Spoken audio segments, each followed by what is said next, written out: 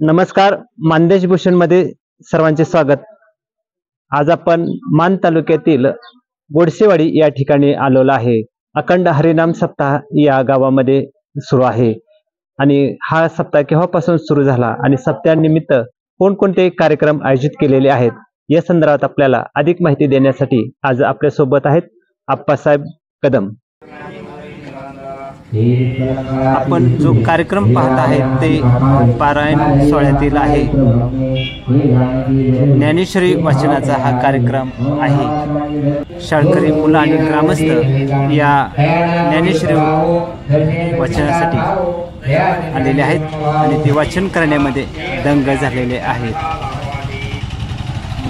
आपण जे दृश्य पाहत आहेत ते प्रवचन आहेत. हबप संतोष बोराटे महाराज यांचा प्रवचनाचा पहिला दिवस होता. ते प्रवचन सांगत आहेत. संतोष बोराटे हे वाहतूक नियंत्रक आहेत दहिवडी एस टी आगारामध्ये आणि त्यांचा पहिला दिवस होता. आपण जी मूर्ती पाहिलेली आहे ती हनुमानाची मूर्ती आहे आणि ही दुर्मिळ मूर्ती आपल्याला पाहावयास मिळत आहेत. हे हनुमानाचे मंदिर आहेत. हे भैरवनाथ देवाची मूर्ती आपल्याला पाहावयास मिळत आहेत. यात्रे दिवशी विविध धार्मिक कार्यक्रम या पारायणाच्या सोहळ्याच्या निमित्तानं असतात. भैरवनाथ देवाची, खंडोबाची तसेच महालक्ष्मी देवीची यावेळेला अभिषेक केला जातो आणि विविध धार्मिक कार्यक्रम असतात. महालक्ष्मीच्या मंदिरात देवीचा गोंधळाचा कार्यक्रम तसेच हळदी कुंकवाचा एक कार्यक्रम असतो. आपण देवीची मूर्ती पाहत आहे. या निमित्तानं भाविकही आपल्याला या दर्शनाच्या निमित्तानं आलेले पाहावयास मिळत आहेत. हे खंडोबाचं मंदिर आहे. गावाच्या शेजारीच आपल्याला या गोडसेवाडीचं खंडोबाचं मंदिर पाहावयास मिळत आहेत. पारायण कार्यक्रम झाल्यानंतर खंडोबाचाही कार्यक्रम या निमित्तानं होत असतो. अभिषेक यावेळी केला जातो. आपल्याला दृश्य रामकृष्ण हरी परमपूज्य वैकुंठवासी स्वानंद सुखनिवासी श्री शंकर महाराज रसाळ यांच्या कृपा आशीर्वादाने सुरू झालेला हा अखंड हरिनाम सप्ताह आणि या अखंड हरिनाम सप्ताहाचं वर्ष आहे 48वा आणि 48व्या वर्षामध्ये आज आपण प्रोग्रामचा सुरुवात करत आहोत. मान तालुक्यातील छोटस असं आमचं हे गोडसेवाडी गाव आहे आणि या गावामध्ये हनुमान जयंती निमित्त अखंड हरिनाम सप्ताह आणि ज्ञानेश्वरी पारायण प्रतिवर्ष होत असतं आणि या कार्यक्रमाची रूपरेषा आपण अशा पद्धतीनं असते की सर्वप्रथम सकाळी विणा उभा करणं. विणा उभा केल्यानंतर दुपारनंतर या ठिकाणी प्रवचन सेवा असते. प्रवचन सेवेनंतर कीर्तन आणि गोडसेवाडीकरांचा एक आनंदाचा दिवस म्हणजेच अखंड हरिनाम सप्ताहाचा सोहळा असतो. या सोहळ्यास खरोखरच जे पुणे मुंबईला किंवा अन्य ठिकाणी गोडसेवाडीकर असतात ते आवर्जून येत असतात. अख्खं गोडसेवाडीकर या अखंड हरिनाम सोहळ्यामध्ये मोठ्या संख्येने सहभागी होत असते. आपण जे दृश्य पाहत आहे ते दृश्य आहे ते सोहळ्यासाठी फार मोठा मंडप घातलेला आहे आणि हा मंडप विविध धार्मिक कार्यक्रमाने गर्दीने फुलून जात असतो. खरोखरच 48 वर्षापासून या गोडसेवाडीकरांनी खूप मोठी परंपरा जोपासलेली आहे. हा मंडप एवढा भव्य दिव्य आहे. या मंडपाच्या मध्ये हा कार्यक्रम होत असतो. आपण जे दृश्य पाहत आहे ते विठ्ठल मंदिरातील आहे. शंकर महाराज रसाळ यांची आपल्याला या मंदिरात आपण आलेला आहे. भाविकही आपल्या मानदेश भूषणच्या सोबत पाहावयास मिळत आहेत. भाविक दर्शनासाठी आलेले आहेत आणि आपण जे दृश्य पाहत आहे ते भाविकांच्या सोबत आहे. विठ्ठल रुक्मिणीची मूर्ती आज आपल्याला दर्शन तिचं पाहावयास मिळत आहे. खरोखरच गोडसेवाडीकरांनी शाळा जशी चांगली बांधलेली आहे, ज्ञान मंदिर जसं उभं केलेलं आहे तसं आध्यात्मिक मंदिरही जोपासलेलं आहे आणि वयोवृद्ध सुद्धा आजी आपल्याला या विठ्ठलाच्या दर्शनाच्या निमित्तानं पाहावयास मिळत आहेत. विना कार्यक्रम असतो आणि खरोखर आमच्या या गावामध्ये 47 वर्षापूर्वी छोटासा 1 दिवसाचा कार्यक्रम या ठिकाणी करण्यात आला हनुमान जयंती निमित्त. त्यानंतर 2 दिवसाचा, 3 दिवसाचा आणि आता 5 दिवसाचा कार्यक्रम आपण या ठिकाणी करत आहोत. आमच्या पूर्वजांनी छोटस लावलेलं हे रोपट कधी हे वटवृक्ष झाला हे आम्हाला कळलेही नाही. अतिशय भरगच्च असा या ठिकाणी कार्यक्रम असतो. आज या ठिकाणी संतोष महाराज बोराटे यांचं 2वे असं प्रवचन पार पडलं आणि ते आमच्या बोराटवाडीचे आहेत आणि बोराटवाडीचेच आमचे सन्माननीय आमदार आताचे मंत्री महोदय श्री जयकुमार गोरे यांचं विशेष लक्ष आमच्या ह्या गोडशेवाडी गावावरती आहे असं या ठिकाणी मी अभिमानाने सांगू इच्छितो.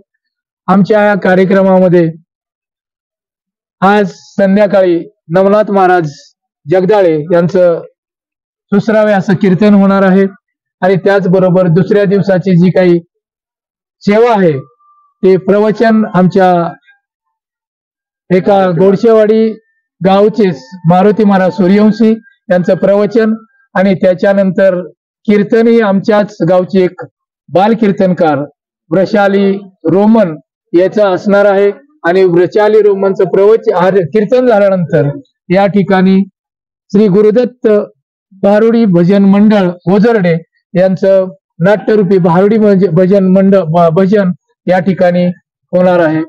त्याच्यानंतर 3ऱ्या दिवसाचंही अशाच पद्धतीनं आमच्या या ठिकाणी प्रवचन रिद्धी अजित कदम ही आमची बाल प्रवचनकार गोडशेवाडीचीच आहे, तिचं प्रवचन होणार आहे आणि त्यानंतर कीर्तन रुपाली सूर्यवंशी या आमच्याच गावच्या नवीन कीर्तनकार आहेत आणि त्यांचं या ठिकाणी कीर्तन होणार आहे. त्यानंतर आमचा महत्वाचा दिवस असतो हनुमान जयंतीचा आणि हनुमान जयंतीच्या दिवशी या ठिकाणी आमच्या बजरंग बलीला अभिषेक केला जातो. त्याचबरोबर इतर असणारे आमचे ग्रामदैवत भैरवनाथ जोगेश्वरी, लक्ष्मी आई, सद्गुरू शंकर महाराज रसाळ यांचं मंदिर आणि विठ्ठल रुक्मिणी मंदिर, त्याचबरोबर तुळजाभवानी मातेचं आणि खंडोबा रायाचा अभिषेक या ठिकाणी केला जातो. हा अभिषेक झाल्यानंतर दुपारी 2 वाजता अतिशय भव्य दिव्य प्रमाणामध्ये या ठिकाणी मिरवणूक निघते.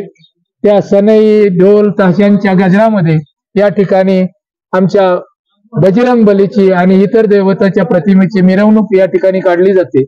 दुपारनंतर आमचा कुलस्वामिनी तुळजाभवानी असल्यामुळे तुळजाभवानीच्या मंदिरामध्ये गोंधळाचा कार्यक्रम अतिशय भव्य दिव्य प्रमाणामध्ये या ठिकाणी होत असतो आणि दररोज नित्यनेमाने या ठिकाणी प्रवचन झाल्यानंतर 1 तास ते 1.5 तासाचा हरिपाठाचा अतिशय सुंदर असा कार्यक्रम होत असतो आणि या हरिपाठाच्या कार्यक्रमाला या ठिकाणी एवढा भव्य दिव्य मंडपामध्ये जागाही पुरत नाही. आणि विशेष बाब तुम्हाला सांगायचं म्हटलं तर हा कार्यक्रम आमचे मुंबईकर मंडळी आणि ग्रामस्थ मंडळी अतिशय गुण्यागोविंदाने एकत्रितपणे करत असतात. मुंबईच्या लोकांना या ठिकाणी येण्यासाठी मुंबईवरून मुंबईच्या सप्ताह सुरू होण्याच्या आदल्या दिवशी मुंबईवरून गोडशेवाडी स्पेशल अशी म्हणून एक एसटी बस बुक केली जाते आणि त्या एसटीच्या माध्यमातून या ठिकाणी सर्व ग्रामस्थ या ठिकाणी येत असतात. अतिशय एकोप्याने या ठिकाणी कार्यक्रम साजरा केला जातो आणि त्याच्यानंतर ज्यावेळी सर्व कार्यक्रम होतात गोंधळ झाल्यानंतर या ठिकाणी 2ऱ्या दिवशी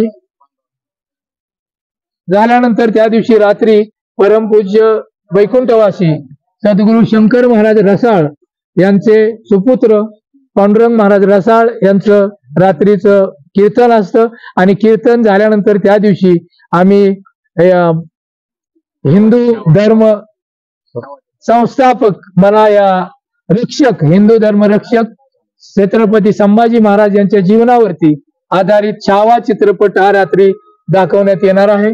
त्याच्यानंतर आमचा जो शेवटचा दिवस असतो त्या शेवटच्या दिवशी काल्याचं कीर्तन असतं आणि तेही काल्याचं कीर्तन आमच्या या ठिकाणी वैकुंठवासी सुभाष महाराज गाडगे यांची कन्या मनीषा गाडगे हिचं या ठिकाणी आहे आणि प्रतिवर्षप्रमाणे हे कीर्तन झाल्यानंतर सर्वांना हनुमान जयंती दिवशी संध्याकाळी आणि काल्याचं कीर्तन झाल्यानंतर संध्याकाळी या ठिकाणी महाप्रसाद सर्वांना असतो.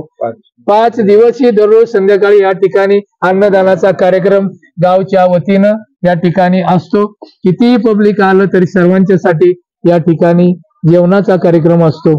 आमच्या या ठिकाणी सरपंच असतील, आमचे ग्रामपंचायत सदस्य असतील, सर्वजण या ठिकाणी सहकार्य करत असतात.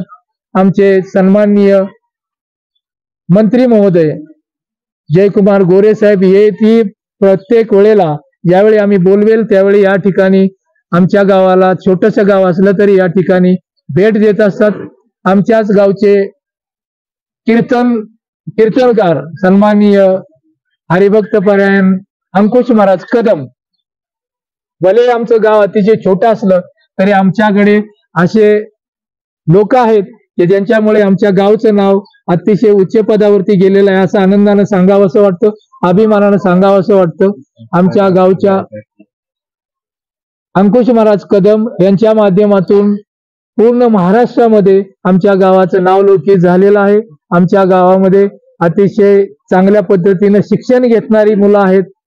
बरीचशी 3 ते 4 डॉक्टर मुली आमच्या गावामध्ये आहेत.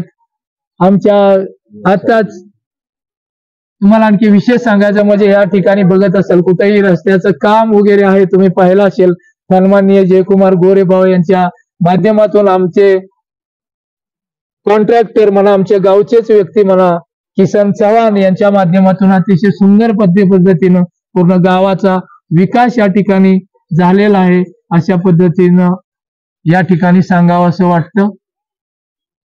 गावानं कशी परंपरा 48 वर्षाची जोपासली हे सांगत गावाच्या विकासामध्ये कशी नामदार जयकुमार गोरे भाऊ यांनी विकासाच्या माध्यमातून भर टाकलेली आहे ते सांगत तुमच्या गावच्या सुपुत्रांचं या निमित्तानं कौतुक केलेलं आहे. पण अजून एक प्रश्न तुमच्यासाठी आहे की खरोखर 48 वर्षाची परंपरा जोपासत असताना पारायणाची काळानुसार तुम्ही बदल करत गेलेला आहात, पण भविष्यात अजून काही बदल कार्यक्रमात असेल किंवा वेगळं ह्याच्यात काही मानस आहे का तुमचा? निश्चितपणे हे सगळं करत असताना आध्यात्मिक ज्ञानाच्या बरोबर मुलांना अतिशय चांगलं शिक्षण मिळायला पाहिजे हा आमचा गावकऱ्यांचा, सर्व गावकऱ्यांचा मानस असतो. त्यासाठी नवनवीन उपक्रम आम्ही या ठिकाणी राबवायचा प्रयत्न करत असतो. हे सर्व करत असताना आज 48 वर्ष आपण हे समजा कार्यक्रम राबवतो आहोत. या सर्वाची एक कडी असते की आर्थिक नियोजन, आणि आर्थिक नियोजनाच्या बाबतीमध्ये आमचं गाव अतिशय सक्षम आहे. आणि